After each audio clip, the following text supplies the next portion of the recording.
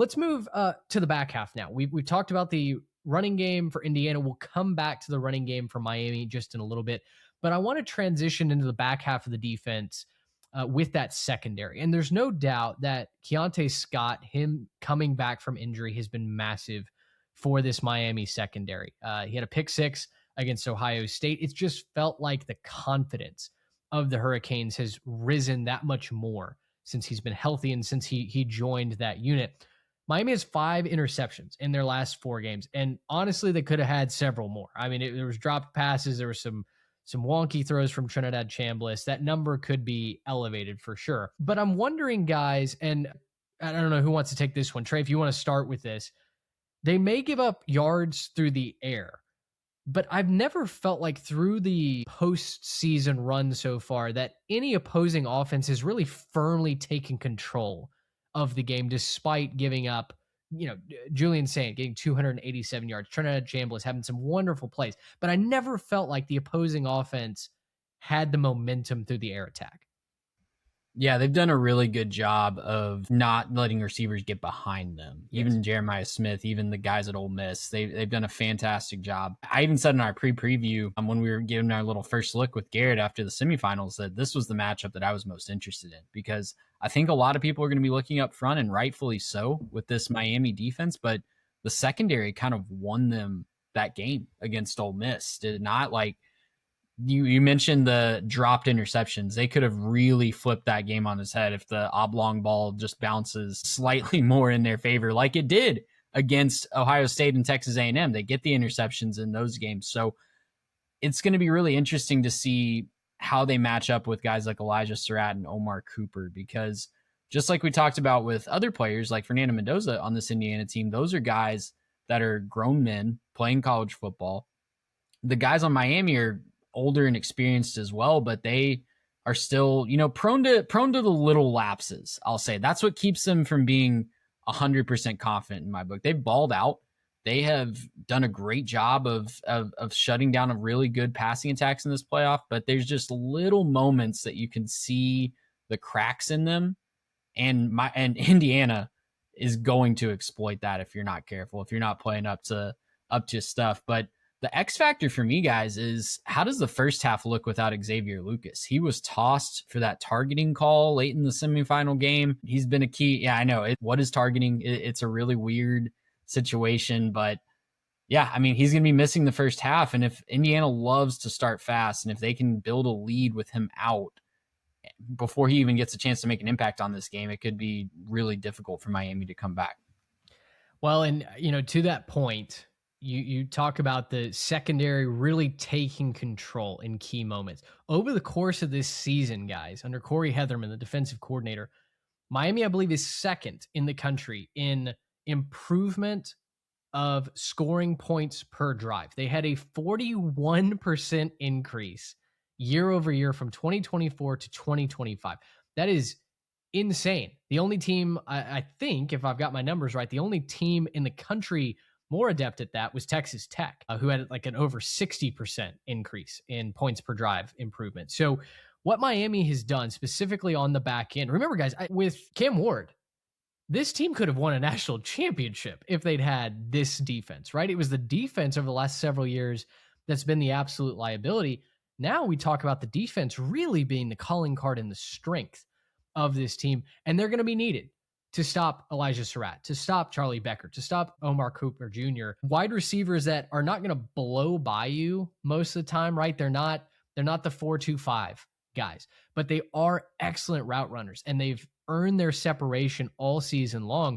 I talked about that as a key against Oregon, how the comeback route was like my biggest X factor offensively for Indiana, because it was how they gashed the Ducks the first time in Eugene. It's what they did again in the semifinal game. Oregon, who wanted to run a lot of man coverage, just had no answer for a guy who can come out of his break and sprint back towards the line of scrimmage to make a catch for 15, 16 yards. Miami runs more of a zone concept, right? A lot of blitzes, like I said, and they rely on the athleticism of those corners and safeties in order to take away those easy throws, to make a quarterback fit it into tight windows. We'll see if Fernando Mendoza is ready for that. Speaking of Mendoza, Garrett, the Hoosiers have actually only thrown for over 200 yards once in the last 4 games. It doesn't seem like that watching the games because of how dominant Indiana's been, how many points they're putting up. But I think it speaks more to the efficiency of the offense, again, going back to the running game as a true key catalyst for this engine.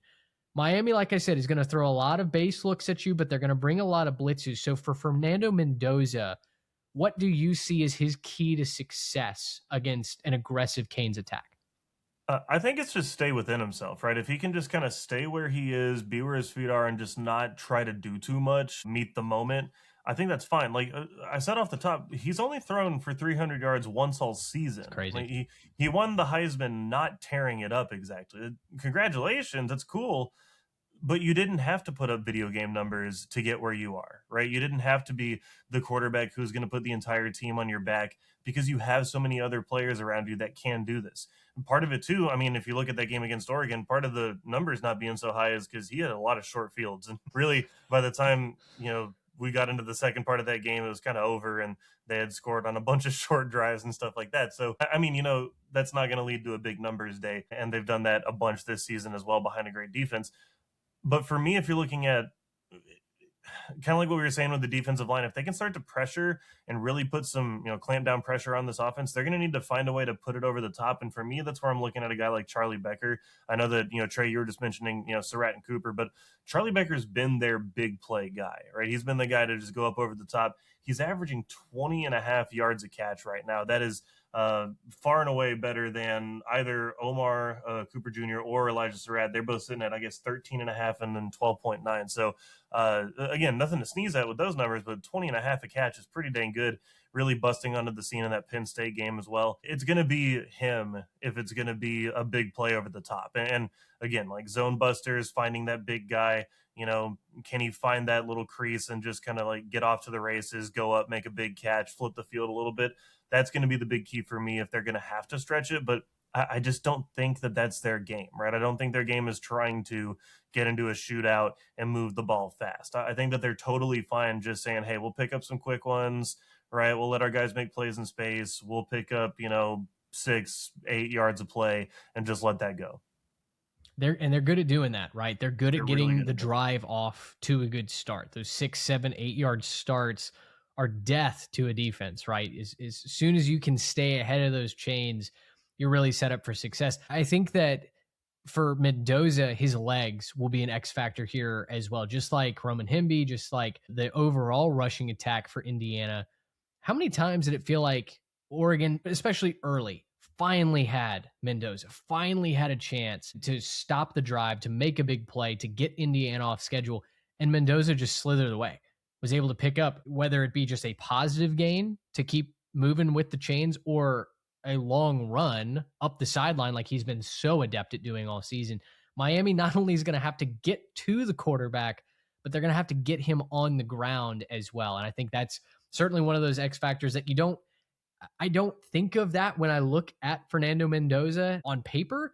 And yet when you watch him play, he's so much more loose, so much more freed up, so much more athletic, right, than it comes across when he's just standing around on the sideline or obviously given one of his patented speeches after the games.